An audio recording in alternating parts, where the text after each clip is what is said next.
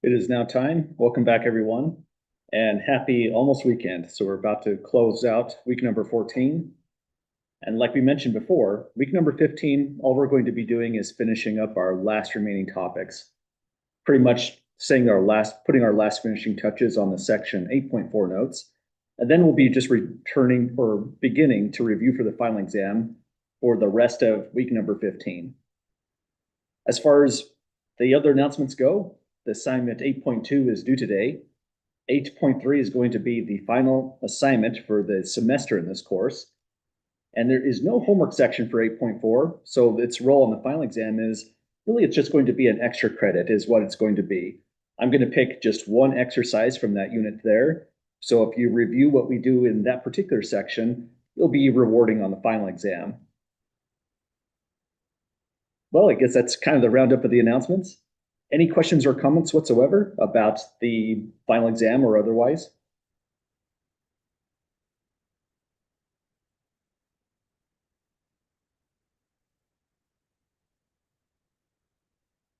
Okay, well, it's going to be a pretty busy weekend for me. I'm going to be working quite a lot after getting caught up fully on the grading on Friday on updating this information. I'll probably get this completely updated, all the sample exams posted, the notes that are going to be included on the last page of the real final exam posted, and all that kind of stuff, just like the other exams. Possibly sometime on Friday if I'm a little bit ahead. But again, it's going to be a busy weekend, so it'll show up either Saturday or Sunday at the very latest. I'll try to get this updated as soon as possible. Also, I'll be writing the final exam this weekend. And once that final exam is written, that means when we come back to next week, probably on the 27th, I like to send these out early as possible. I'll be sending a message to everyone in the class for instructions on scheduling your final exam. Just like the others, it's going to be open between the dates of Monday through Thursday. Well, aside from all those announcements, any last questions at all, folks, before we jump back in?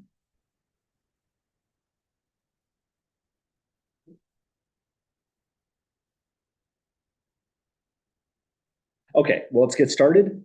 Section 8.3 was quite a big section, really, with these three properties. Really, it's more than three. There's reflexive, irreflexive, then there's symmetry, anti-symmetry, asymmetric, and then finally, there'll be transitivity and non-transitivity. So we're going to take a look into all those properties. Now, doing our first set of examples on these three types of relationships: symmetric, anti-symmetric, and asymmetric. The definitions are all here, but instead of just jumping right in, they're tricky definitions on their own. We had a pretty great discussion in class when we introduced these. So let's review these in turn and then start running through the examples. So here's our big review on these kinds of relationships. It's very abstract, really analytic and technical when you write it out like this. It's just pure set theory in a real sense here. So it's good to have a visual. That's why we had these directed graphs below. So one by one, we say a relationship is symmetric if symmetry just means you can switch the input and output, the first coordinate to second coordinate said differently. So if AB is in the relationship, then BA is in the relationship. As a graph, what that means, this one was symmetric because if we connect this way, A is related to B, but then symmetry must say B has to then be related to A. So that's what made it symmetric. This one was not symmetric because we had A related to B, but B was not related to A whatsoever. It never connected back in the relationship. So that was the major defining property of symmetry. Again, think symmetry as just switching those two values, A and B.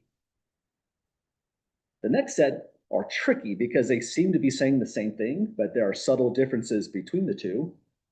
Anti-symmetry is saying if you happen to have AB in the relationship and BA in the relationship, that can occur only when A was equal to B in the very, very first place. So we drew a anti-symmetric relationship by allowing arrows going in these directions, but never connecting back unless it's a full loop. So here we have B related to itself, That's saying A is related to B is related to A, when A is equal to B in the very first place, allowing that equation to hold. So the defining feature of antisymmetric is we don't have any cycles like these unless it's just a simple loop. That makes it antisymmetric. Finally, asymmetric. All we say about asymmetric is if you have A is related to B, then in no way, shape, or form is B related to A. So we can't have this situation happening whatsoever. And on top of that, it's more restrictive. You can't allow this to occur whatsoever either. So asymmetric, the defining condition is no loops are allowed. You can't have A related to A, no element, no form of reflexivity whatsoever. So this was our version when all of these properties failed. And we're going to look at them once again, one by one, in key particular examples like this one right here, to see which bin we could put them in out of these 4 different categories. Any last questions or thoughts at all, folks, with the refresher?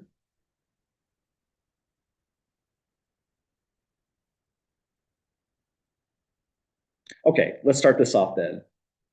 Example 5, some of them are pretty fast. Other problems here, we have to do a little bit more deeper of analysis. What's kind of nice about this is it's sort of a review for the course in a big way. We're reviewing proof techniques. We're reviewing proof by counterexample, direct proofs. We've reviewed logic. We'll review set theory and so on. So there's lots and lots of stuff going on here. It says for each relationship provided below, determine if they are symmetric, antisymmetric, asymmetric, or none. Here's the first one in the list. We have a relationship R defined by the set of all ordered pairs where xy is in the set whenever x is less than y. Let's call this R. I kind of wish I put this in when I wrote this. We usually denote the set this way, just called it R. I wrote it differently. I said define the relation on R. So that R here is playing the role of the set A you see in all these definitions. So if that's our relationship, we need something to fit here. Doesn't look like symmetric because if xy is in the set, it means x is less than y. But you can't change that around. That's pretty firm, right? If x is less than y, y is not less than x. That's breaking the ordering of the real number system. So you can't switch things around. It cannot be symmetric. As far as antisymmetric goes, I think there's a great comment in the class. Antisymmetric looks more like this. Less than or equals to is a great example for this. When we have strict equality, doesn't quite fit in this definition, unless you're thinking about vacuously true. I think the better one that it fits into is asymmetric. But keep in mind, these conditions are not mutually exclusive. And if you're thinking along the terms of vacuously true, you can potentially fit some relationships into more than one category. But if we can prove just one of these properties, that it fits into one of these bins or none of the above, that's a sufficient answer to this kind of a question. Let's try if we can reason out asymmetric. Let's make a bold claim, R is asymmetric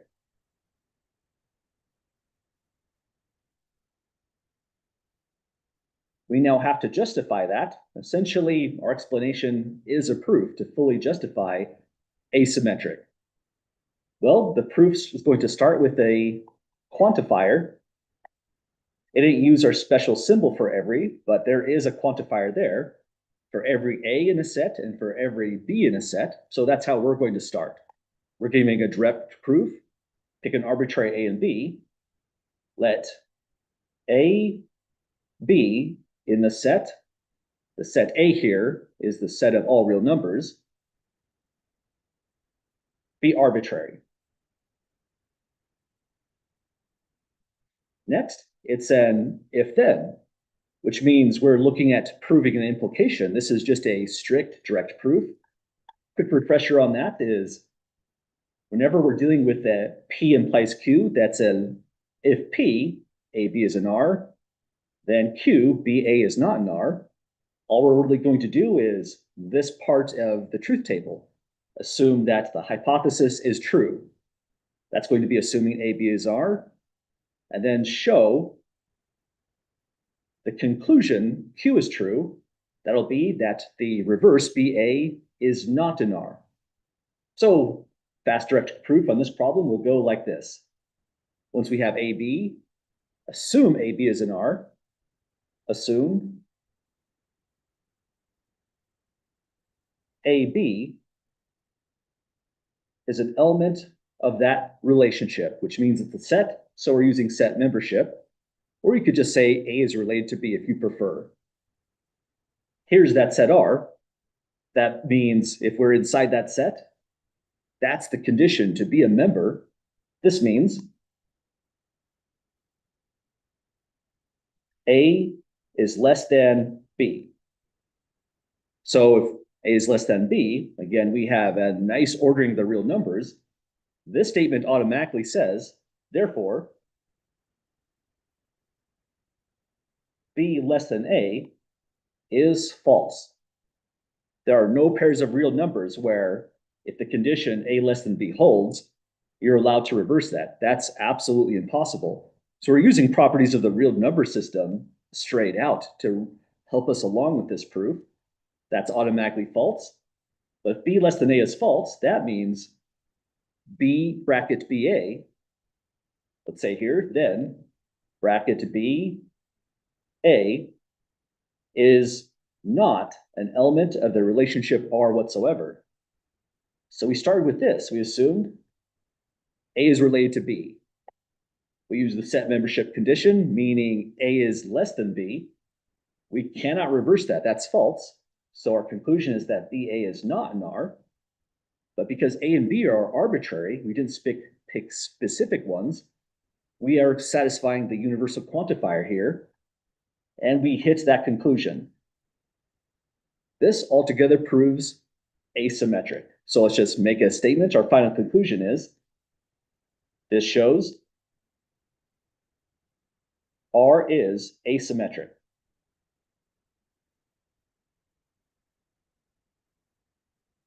And the whole argument ends right exactly at that step.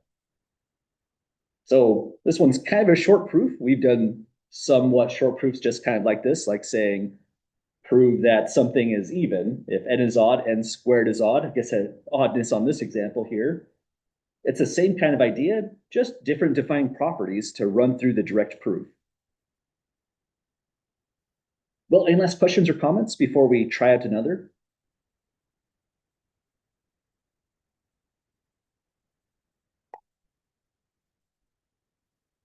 Okay, for a question like this one, I tried to write examples that naturally fell into one of these kind of categories. Again, sometimes these properties can overlap, but it seems like the next examples are going to most naturally fit into one of these two categories here, or the third possibility, which is a none. So here's our next relationship to work on. It's the divisibility relationship. It's a relation R on the set of all integers Z. R is defined as the set. Let me just put a equals R here, just to match some of our other notation. A will be related to B if A divides B. So we're using that same divisibility property from section 7.2, which was kind of nice. So this means K divides N. If we write K bar N, this is saying likewise A is dividing B. So as far as that goes, let's think in terms of what we have here. Could it be asymmetric? Well, I don't know about that. Well, if you pick, say, a 2 and a 2, 2 divides 2, that means if this node right here was a 2, right where B is, 2 does divide 2, but that means you can connect a loop right around 2. That eliminates asymmetry. What about antisymmetry? If A divides B and B divides A, we have A equals B. Will that work here? Well, yeah, 5 divides 5, take A and B equal to 5, then switch the order, 5 divides 5, and 5 equals 5. But hang on, this is Z. This includes negatives. And if you put a negative there, 5 divides -5, -5 divides 5, but -5 isn't 5. So we're losing anti-symmetry here.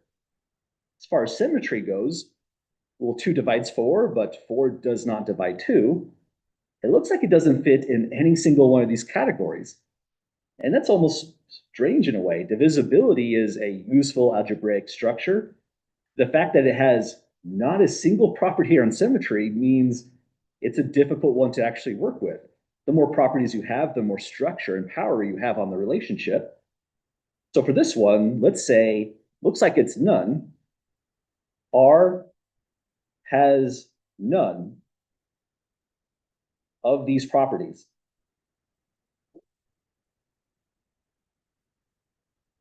But now we have to explain it. Essentially, all we're doing is going to be giving a proof by counterexamples. And we need 3 counterexamples altogether because there's 3 things we're trying to show. Not symmetric, not anti-symmetric, not asymmetric. And just a quick review for the proof technique, since we're kind of in almost review mode already for the course. If you're trying to disprove symmetry and you have a universal quantifier here, it's much like what we did way back in 4.3 notes. And this last problem here, we're giving a counter example to a statement for all x, much like the for every a, that some predicate holds. This is the predicate that the implication holds. All we need to do, just like in this problem, for every negative integer, 2n plus 1 is prime, you disprove that the moment you find a single counterexample, much like we have all done in the homework. This one was fast at n is 3. So 3 counterexamples altogether. Let's start off the proof by breaking symmetry. How do we do that? We need to show, if we're trying to break this implication, it's right back to truth tables again. Let's come back up here. We're trying to show that the if-then is false. That means we're on row 2 of the implication table. We'll assume that P statement is true, that AB is actually an element of R, show that the Q statement is false, that when we switch it, we're no longer in the set R, not in R here with a slash means we have false. If that happens, we've negated the implication P implies Q. And we'll do the same thing for every one of these. These are all implications, which means, again, vacuous truth is part of the nature for these kind of problems as well. So let's call this just part 1 to organize. Since 2 divides 4, same counterexample we mentioned verbally. If 2 divides 4, that means we're inside the relationship, and we can say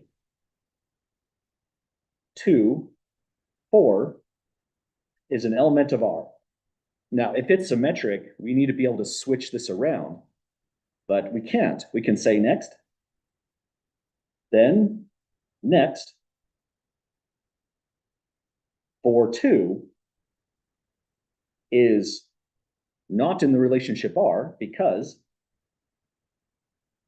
we have to follow the order. If 4 is here, 2 is there. We're saying 4 divides 2, but 4 divides 2 is false. We negate that by putting a slash through it, just like we negate is an element of with a slash through right there.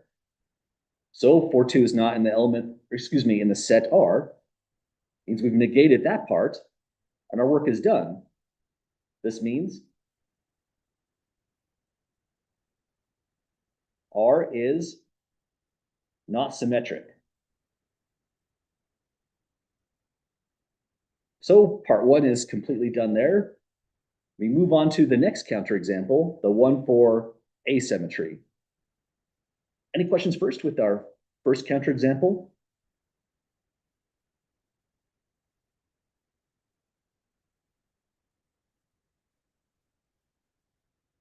Okay, now Let's see if we can break asymmetry. Here's the defining condition. This is the if part. Actually, I should have color coded that. Let me just do it this here. Here is the if part right there. Here is the then part. If that occurs, then that occurs. So we need to find something that's in the relationship where we allow it to switch.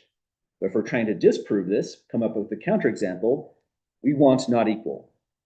And this only works because this is the set Z containing negatives. So now in part two, we can say, let's start off, maybe let's keep the same example we said verbally. 5 is related to -5. And set notation, it's in the relationship R because 5 in fact does divide -5. Result is -1. Also, -5 divides 5. Or hang on, let me keep this argument parallel. I want to say also, and then just write this condition. Also, -5 is related to 5 because -5 also divides 5. But once we do those two steps, show the two memberships here, we've satisfied this first portion. However, our elements A and B are absolutely not equal this time. But -5 is not equal to 5. And so R is not anti-symmetric.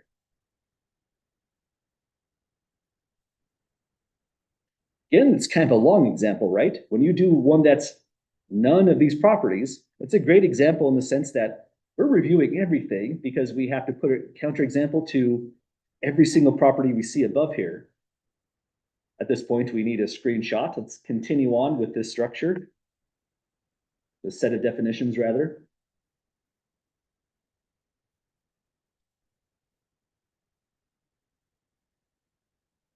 Okay, one last one to analyze. We want to show that it's not asymmetric as well. This one's a little bit faster. We need to find something that's in the relationship so that you just cannot switch it. So something that divides something else, we don't want it to be the same exact thing. So let's say let's maybe begin with the words since.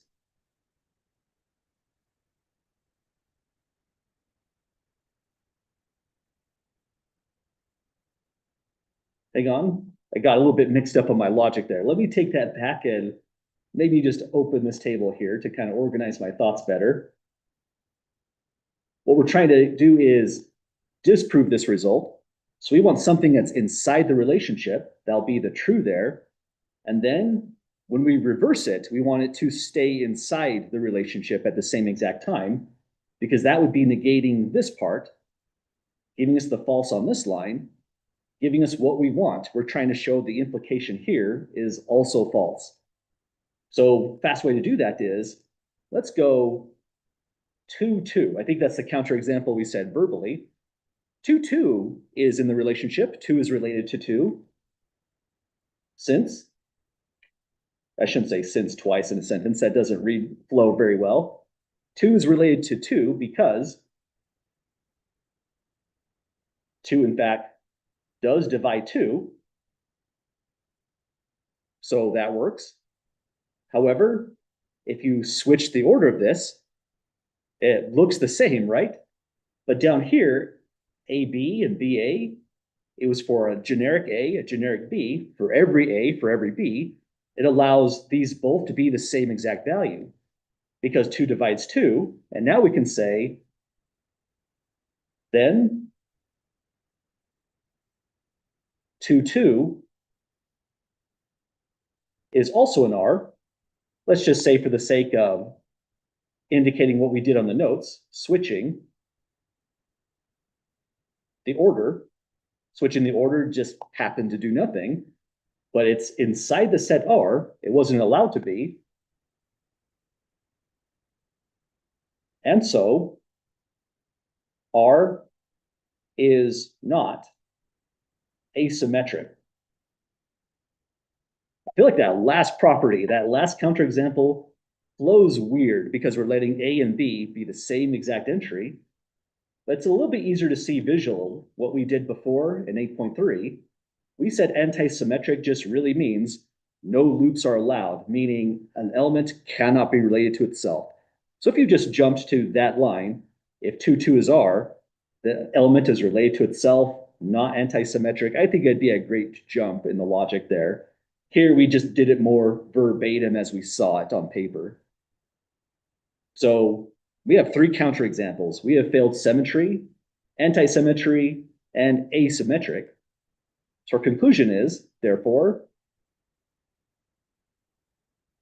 R, like we said at the very top, we now have our conclusion, has none of these properties as claimed. Definitely a longer argument this time, but great review on all 3 properties simultaneously. Any last questions or thoughts at all, folks? Running through the divisibility relation?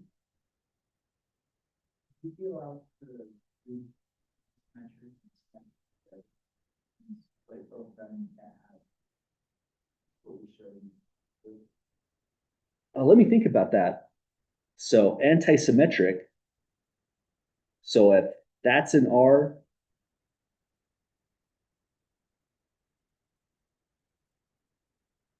yeah, I agree with that actually. Yeah, thinking about this a little bit closer, the moment we had this occur and this occur, that disproved asymmetric as well. So yeah, good thought on that. I think we could have shortened this up and just said strictly right at this stage, it's not anti-symmetric. And let's put this right in as well. Let me let that show. Also not asymmetric. Let's put a note that argument can end here. That would have really been a lot of a better efficient ending spot there. Thanks for mentioning that. Yeah, the moment we had these two hold, then yeah, that directly negates that property there for asymmetry as well. I think I was thinking along the terms of trying to show a loop fails, but this does it just as well, that one counterexample for 2 properties. Other questions at the moment?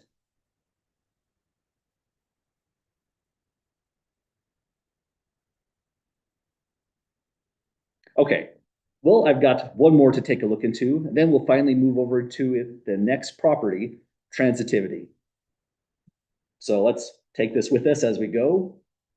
Hang on, that looks like 2 more to get through. Let's try 2 more. Definitely don't want to short any of these properties. They're tricky enough on their own without skipping a whole example. But this one's not too bad. This one's a little bit faster. We made a lot of hints when we looked at this one in the section 8.2.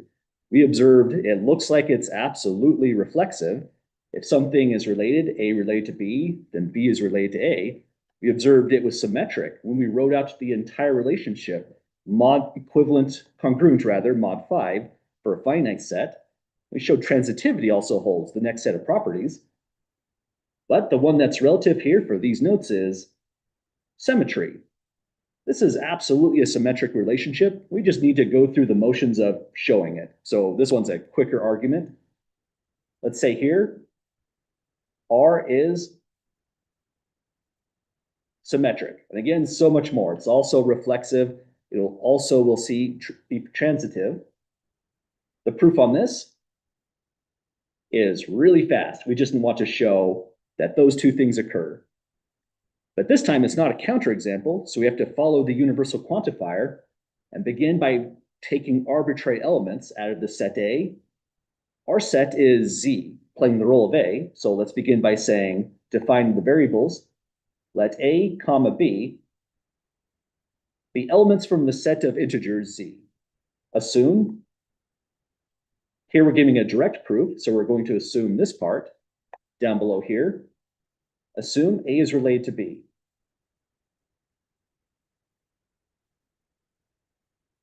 So if A is related to B, the relationship R is sometimes just written as this, modulus 5. So we can say then A is congruent mod 5 to B, which means if we go to our definition, section 7.2, congruent mod 5 just means if we take A mod 5, take B mod 5, then they come out equal, where this is ordinary equality of real numbers.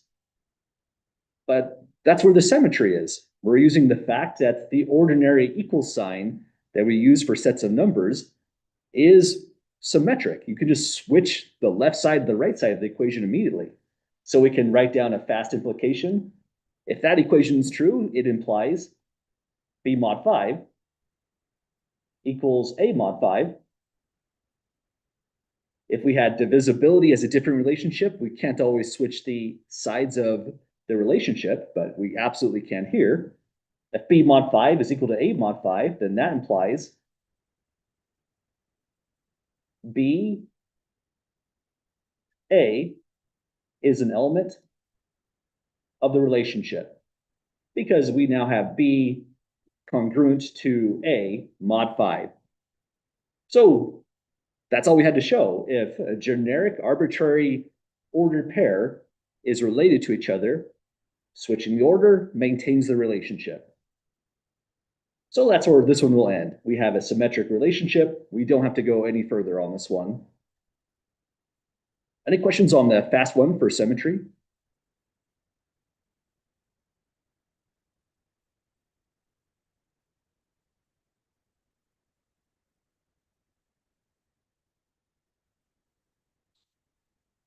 Okay, last one for the set.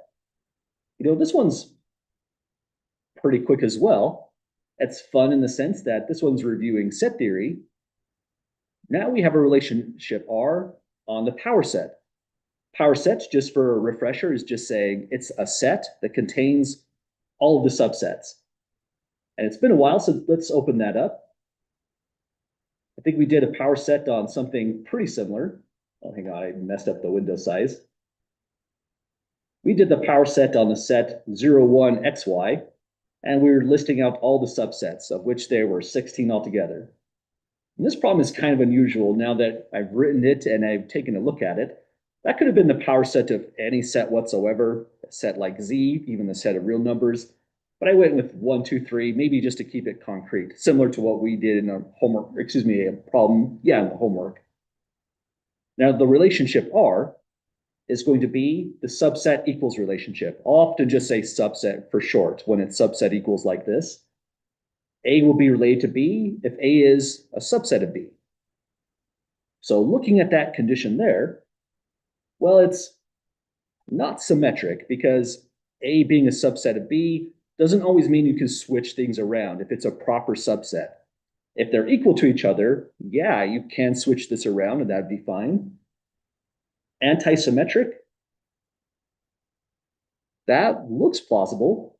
Antisymmetric says if you have A related to B, A is a subset of B, but then you switch it around, B is a subset of A, so that relationship, the sets must be the same, A equals B.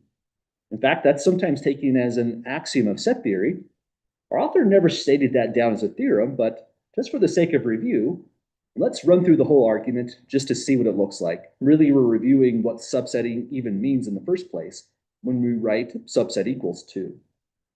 So let's begin and say, my claim is antisymmetric for this particular relationship. R is antisymmetric, which means if we were to write out all the elements here, there's going to be 8 different nodes. We're going to see something not exactly like this, but the core thing is there'll be no relationship that goes this way and ever backtracks unless you're looking at single loops. So we'll have lots of loops if we gave the entire directed graph. That would require lots of space and time. So we're just going to verify this in a different kind of way, just analytically. We'll give a proof. It's a universally quantified statement, so we start up as before. Let A comma B, it's coming out of the set in place of this element here. We're using the power set of 1, 2, 3.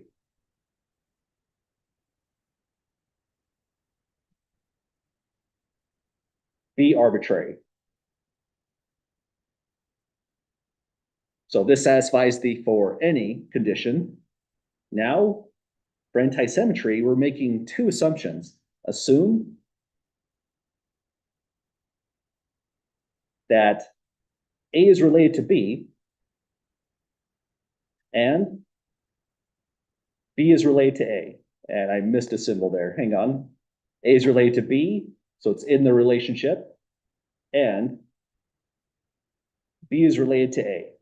So it's in the relationship R as well. So we've got those two conditions. Then we just use the set membership condition. We can now say this means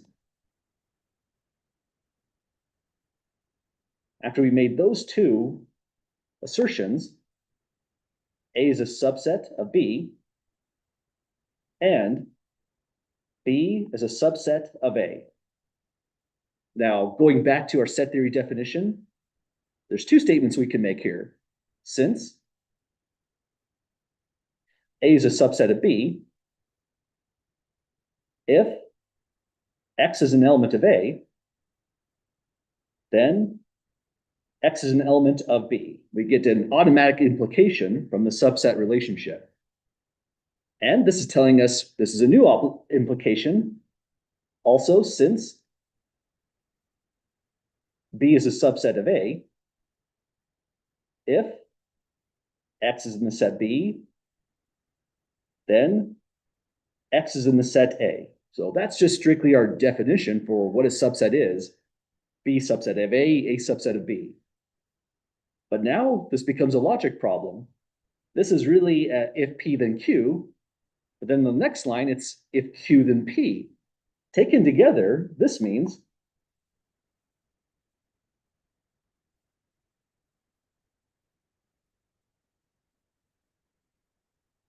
X is an element of A if and only if X is an element of B, because we have an implication going this way, an implication going that way, but really that's reversing the direction when you look at the order of the two sets. So we have a biconditional. And if you look at that really closely, if you're saying X is in A, if and only if X is in B, the only way that that can qualify as a statement is if, therefore, A is the set B in the very first place. Those are equal sets. Again, sometimes that's thought of as just the definition and axioms of set theory of what set equality really means. Our author's definition went like this. He took a different route. For set equality, it's somewhere up here. Forget exactly where. There we go. He denoted two sets are going to be equal, A equals B, if A and B have the exact same elements. But that's what this by implication is saying. If we have an if and only if between elements, that absolutely tells us exact same elements between the sets. Well, if A is equal to B, then our work is done. We showed that this part, the assumption, leads to this part, equality, in the conclusion. A and B just happen to be sets this time. So let's say this shows R is anti-symmetric. And so that ends the argument right on that line. Very interesting relationship on this one. But any last questions or thoughts so far?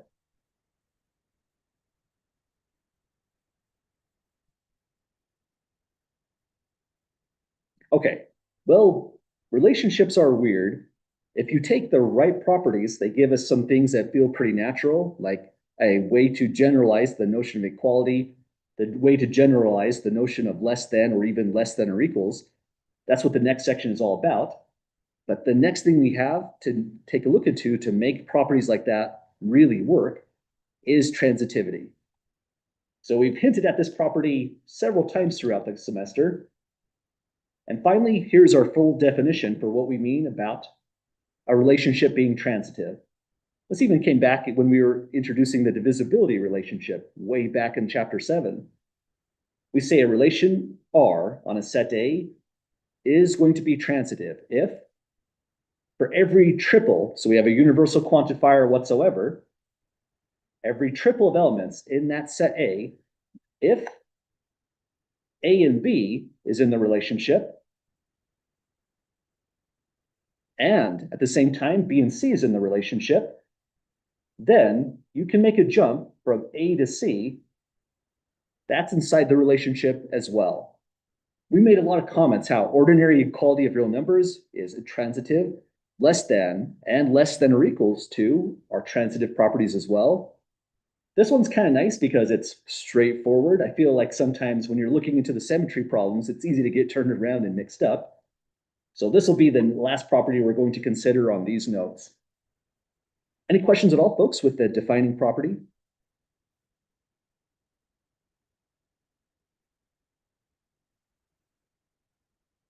Okay, well, this is the purely analytical way to define it. What we'll do next is, just like for the other set of properties, show what this looks like visually as a directed graph. This time the set has 4 elements, A, B, C, D.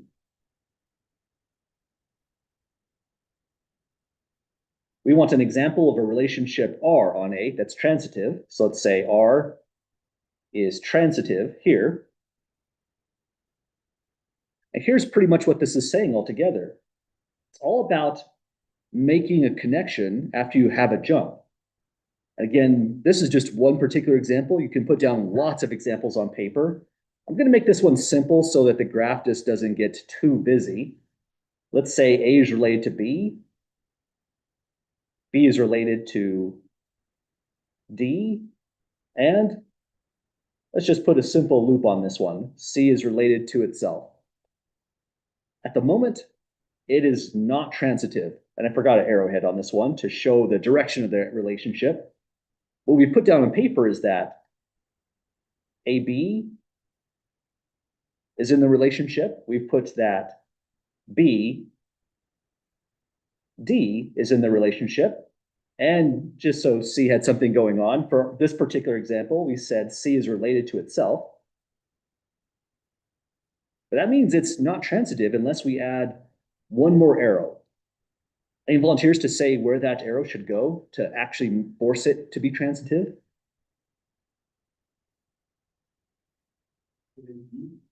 Yeah, absolutely. Good call. In a certain sense, it's like completing a triangle, right? If A relates to B, B relates to D, we can now make a jump and just say, through transitivity, using B as an intermediary, a node in the middle, A is now related to D.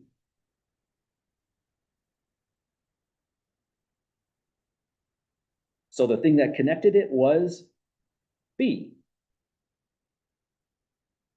That allows A to D to be related to each other in that way, tracking through that definition. Again, you can make some pretty impressive diagrams if you put in more and more arrows connecting through, because you always have to have that property hold for transitivity. So the graph becomes kind of busy if you put in too many connections for this kind of example.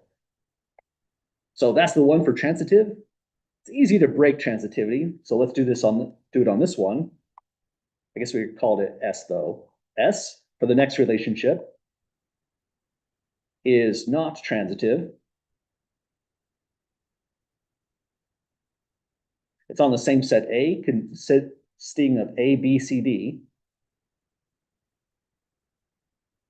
And this time we can maybe say, let A relate to C. Let's see. And maybe as soon as we go C is related to D, maybe let A relate to B, something like that. An absolute bona fide relationship. This one here is not a big part of what's breaking transitivity. I just want B to get involved on that spot there. If we're connecting A to C and then C to D, but we're not connecting A to D, much like in this kind of diagram, arrows are going in different order, that's what's breaking transitivity. We have A is related to C,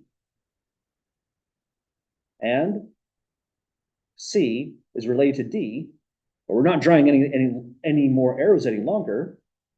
A is not related. Oh, forgot to complete the symbols there. A is not related to D, so we had those two hold, but yet no relationship from A all the way out to D. This is what's breaking transitivity on this graph. Well, transitivity is, again, a really powerful structural property, but any last questions or thoughts about its defining feature?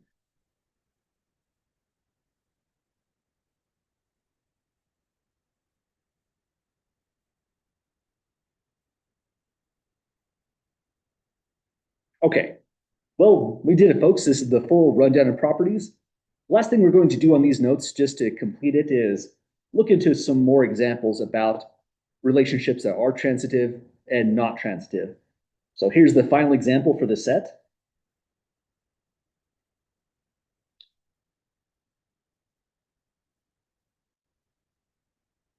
Once I get my program here to cooperate, give me a moment. There we go. So 3 different examples. Let's focus on these one at a time and see what properties they have. So I call this one an R1. It's a relationship on Z, the set starting at 1, going forward. So set of integers greater than or equal to 1. So that whole set, I just want to force in just to emphasize, is the relationship R1. And it's divisibility once again. But divisibility, again, we've hinted on this one. We could run through the properties carefully on this if we'd like and prove it if we'd like.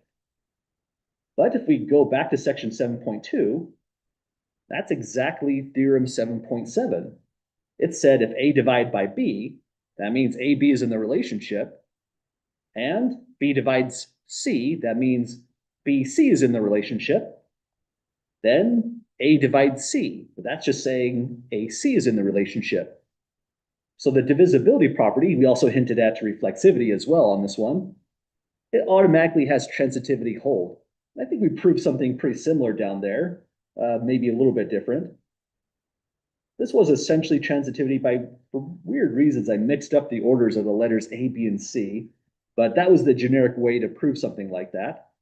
So we don't have to reinvent the wheel. The theorem already supplies the justification. So if anything ever like this comes up in the homework on, say, your last remaining assignment, you're free to always just cite a theorem. So I'll say here, R1 is transitive by theorem 7.7 of chapter 7. The 7 there implies chapter 7, but just to be specific, let's write it in. So our work is done on that one. Again, we don't have to re-justify that to reprove anything.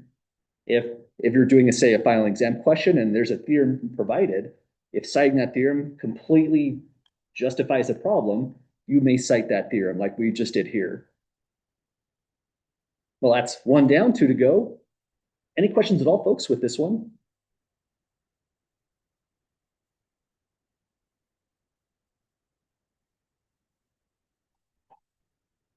Okay, let's take a look at the next one. This is a new relationship. R2, defined on now the total set of integers, so including positives and negatives, is a distance relationship. A is going to be related to B if the distance between A and B as integers is exactly 1. So this is R2. And it certainly has a lot of properties, right? It's going to have properties along the lines of, this looks symmetric. If the distance from A to B is 1, then the distance from B to A must also be 1. In absolute value, if you take 2 values and subtract, we're just talking about the distance between. But as far as transitivity goes, you can imagine this could be broken in a nice, easy way. We just need a counterexample on this one. So we don't have to, for disproving it, worry about the generic ABCD. We're going to disprove something. Let's make a statement. R2 is not transitive. And this will be a proof by counterexample.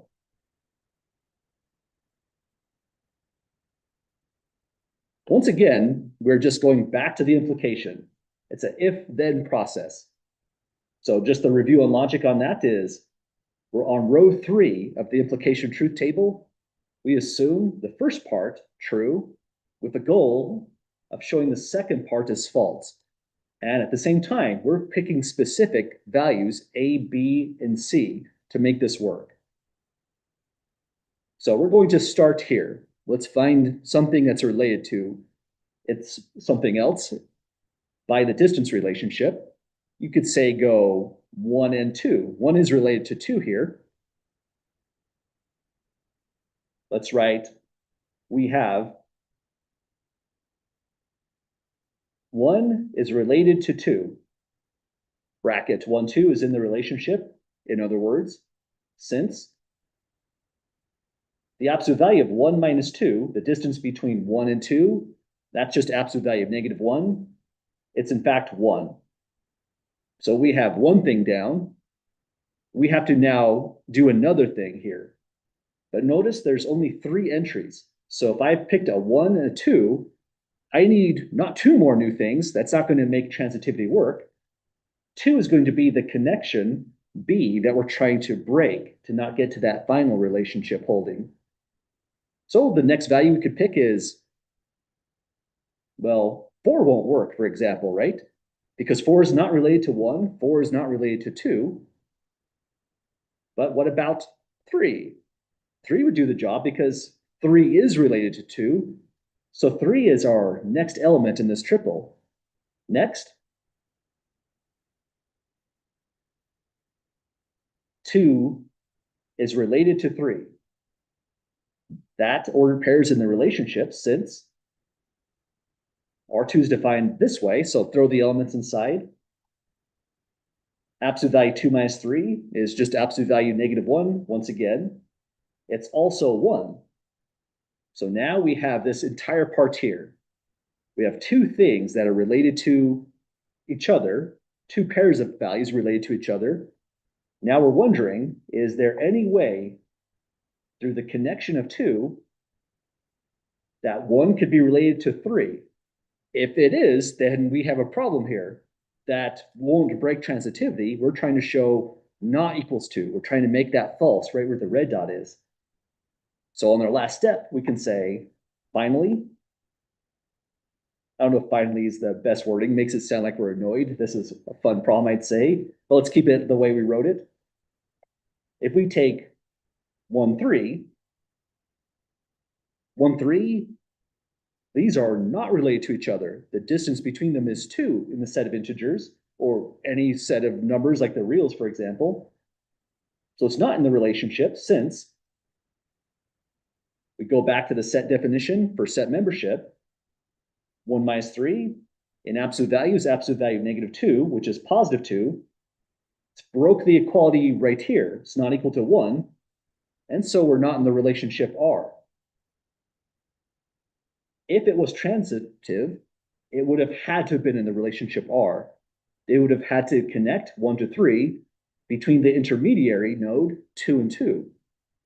But it didn't happen. So this shows T is not transitive. And our work is done right at that step. We have a good counterexample there. Infinitely many different counterexamples, but to make the counterexample work, you have to maintain the logical conjunction, the and condition there, and show that that part fails. So that's why it was very important to go through these 2 verifications here. Well, any last questions or thoughts, folks, on the finalization with part B?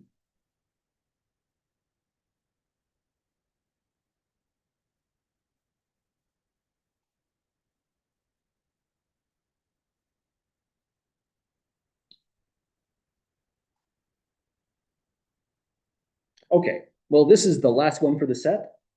And again, some of these go really fast. Here we just cite a theorem.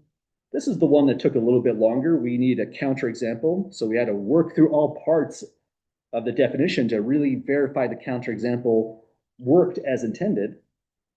But this one's another pretty fast one. We're looking into another relationship R3, this time on the set of the full set of real numbers, and it's the greater than or equals to relationship. So this is the R3 relationship, and this is a natural one for transitivity. Equality is transitivity, less than or equals to, greater than or equals to. These are some of the prototypical kind of examples. So this one's just a fast run through the definition here. But now it's a proof. So we have to obey the universal quantifier. Lots of review on these kind of notes here. So we have to start with arbitrary triple A, B, and C. So let's start this off carefully. Make a claim, R3 is transitive. But now we must explain exactly why. So here's our proof. So let's say let A, B, C in R be arbitrary and assume that they have this one additional property, that those two conditions through the and statement also holds. So we're giving now a direct proof of the implication. We assume that part where the red dot is true and show it forces this part is true. For the rundown of the logic table, because it's a proof, not a counterexample this time, we're on row 1. Assume P is true, show Q, that's the Q to the right of the then, must also be true. So that means we're going to start by saying, assume A, C is an R, and, or hang on, let me go in a better order. Let's keep it kind of sensible so it kind of matches the structure here. I think it's an easier way to track. In order, let me assume A, B is an R, and B, C is an R. Now that we've made that assumption, we go back to set theory. This is set builder notation, so we use the set membership condition we see here. This means if A is related to B, A is greater than or equal to B. And if B is related to C, that means B is greater than or equal to C. So now we have two inequalities. A is greater than or equal to B. B is greater than or equal to C.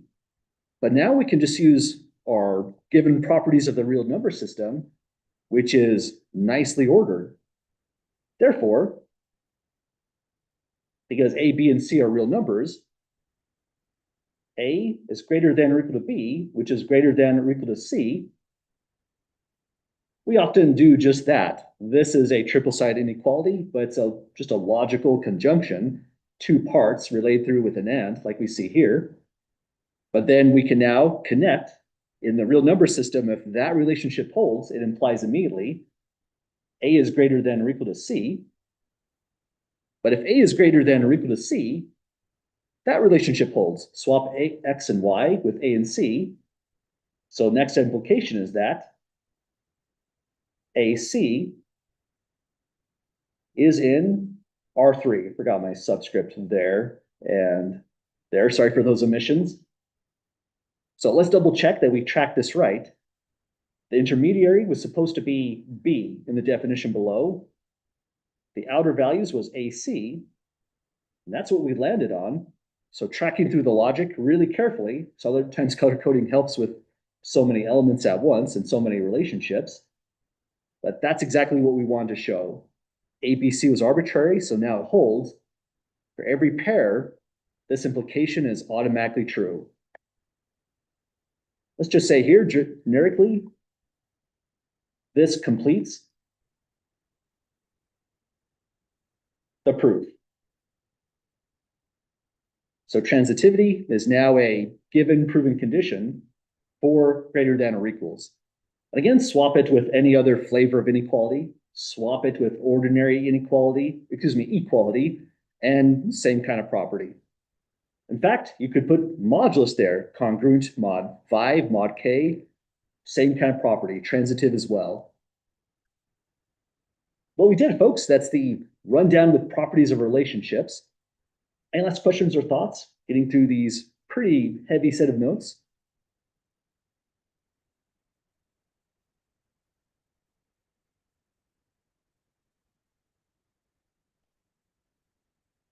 Okay, the next section is an immediate set of applications of all these properties that we've been working through.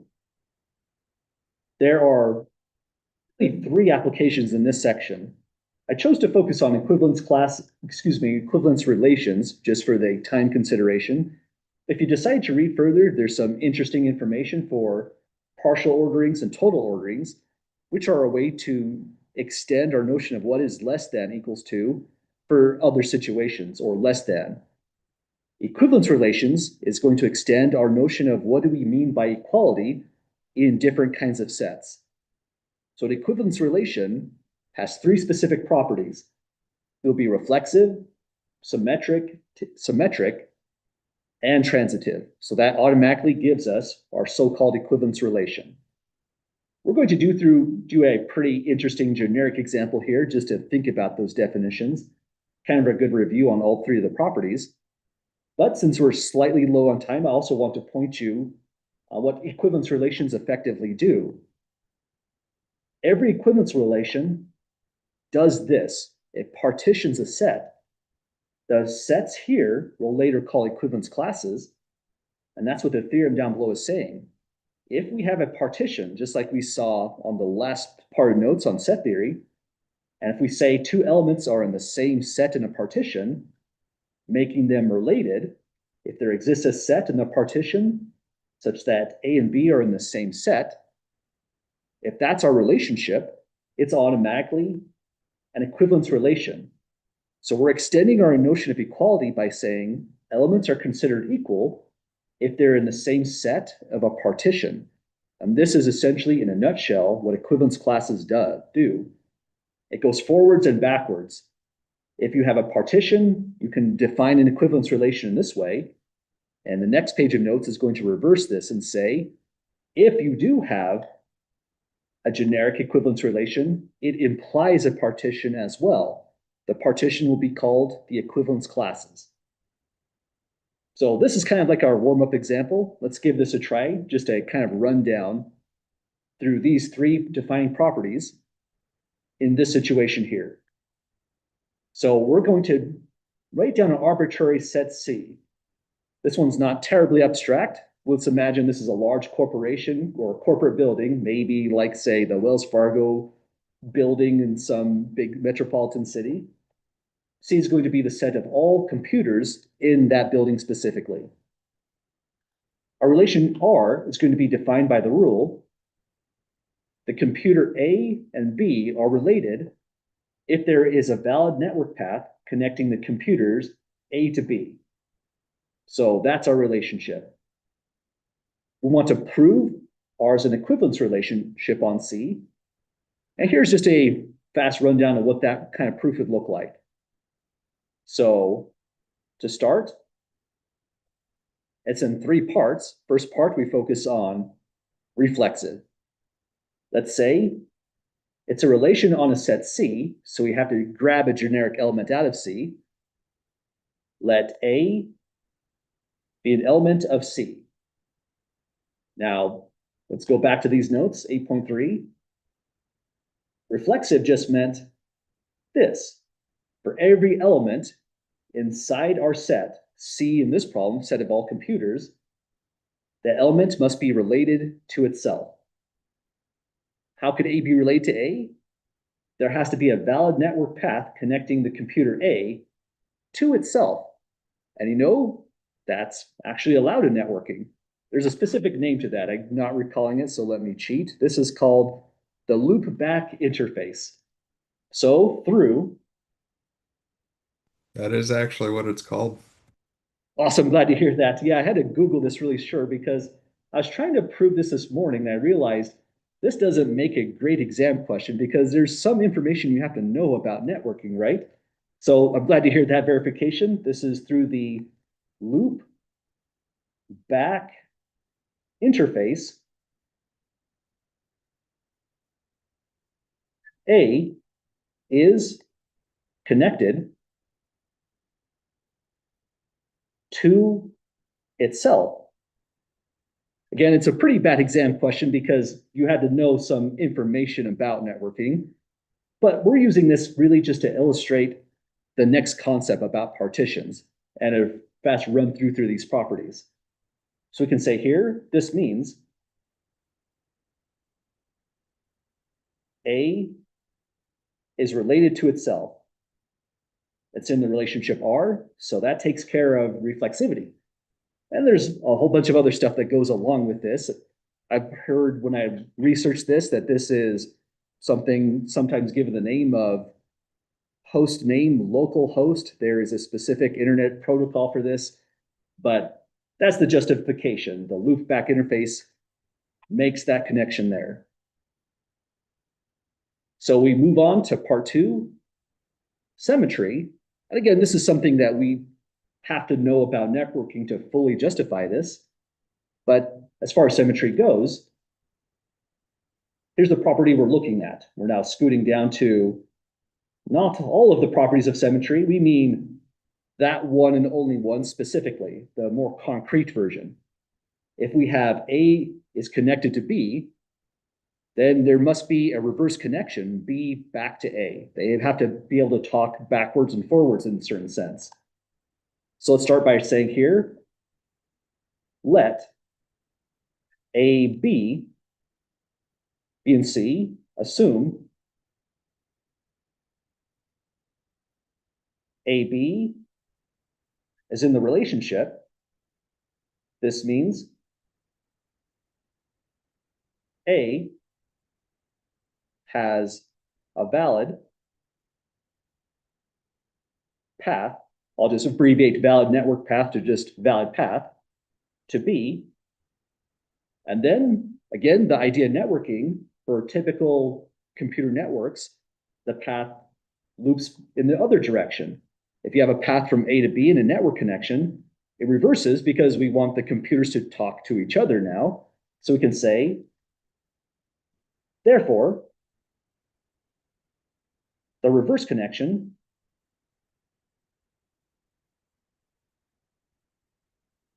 from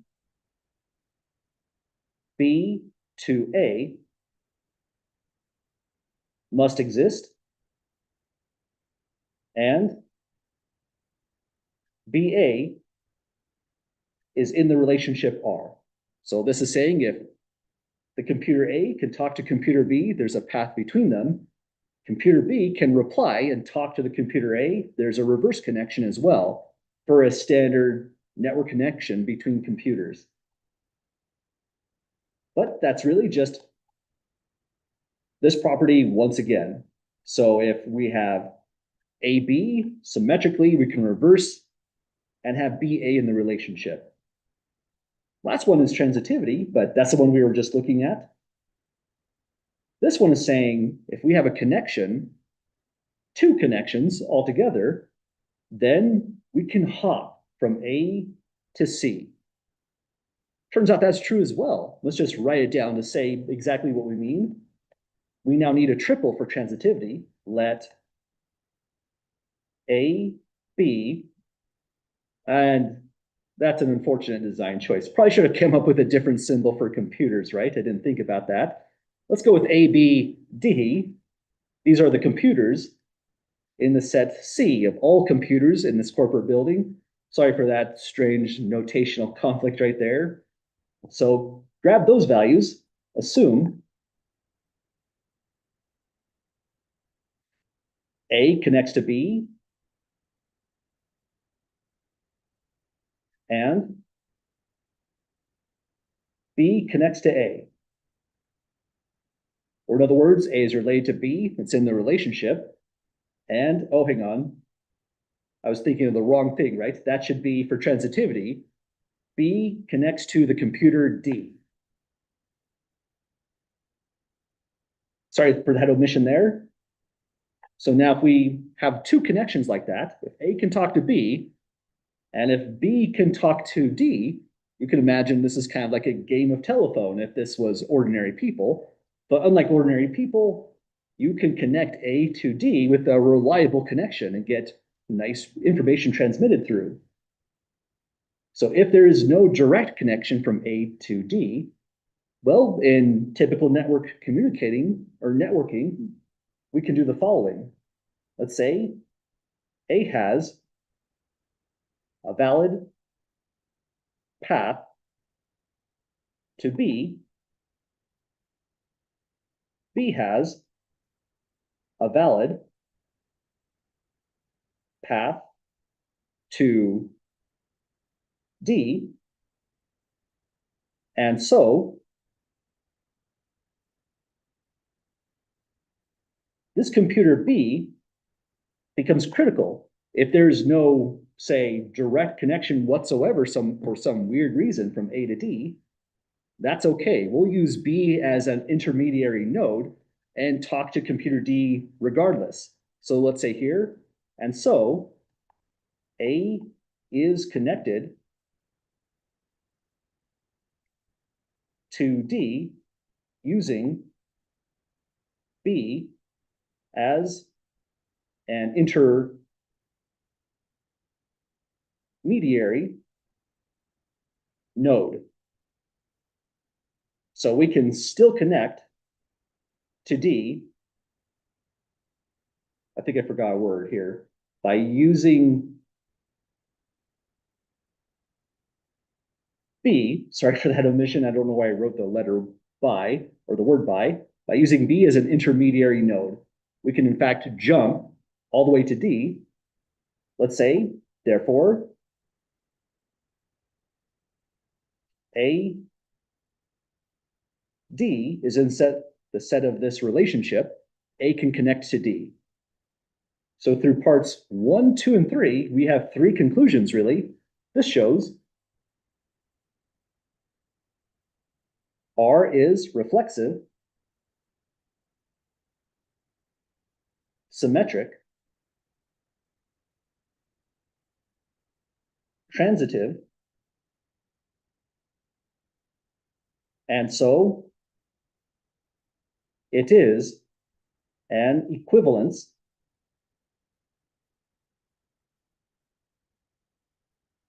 relation. So that's our fast rundown for something that's more just a verbal problem.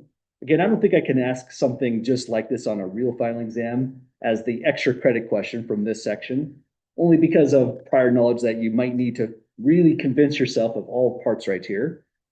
But that's a real deal for typical valid network communicating between computers. This implies an equivalence relation. And essentially now what we're saying is any computer that's related to another are considered to be equal in a sense of equality according to this equivalence relation R. If we look at the set of all possible computers in this corporate building, what this has really shown is that we have partitioned them into these non-overlapping subsets of the set C, all possible computers, where in every subset, this is like an island of computers that can network with each other, but not anything else on the outside. And there might be some really good reasons why there might be some non-trivial amounts of the partitions there. There might be some things that the corporation really wants partitioned away, secure data, for example, from the rest of the network. Really, we're going to take a look at this when we're back next class, but not spend too much time in 8.4, maybe look at a couple examples, move into reviewing for the course. We'll also talk about this theorem, but we've effectively proved this theorem. Change the language we did with computers and network connections to just say partitions, and that's the same exact proof for this theorem here, that if you have a partition, say elements are related if they're in the same subset, L set of the partition, then you automatically have an equivalence relation. Same argument that we gave up above, just different words. Well, any last questions or thoughts, folks, before we call it a day?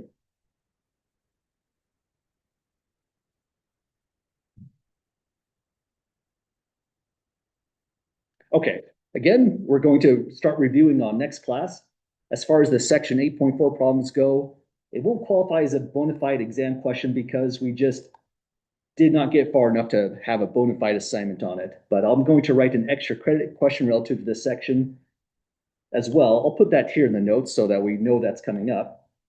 8.3 is going to be the cutoff for official questions that can be on the final exam. But have a great weekend, folks. We'll be back to it next time.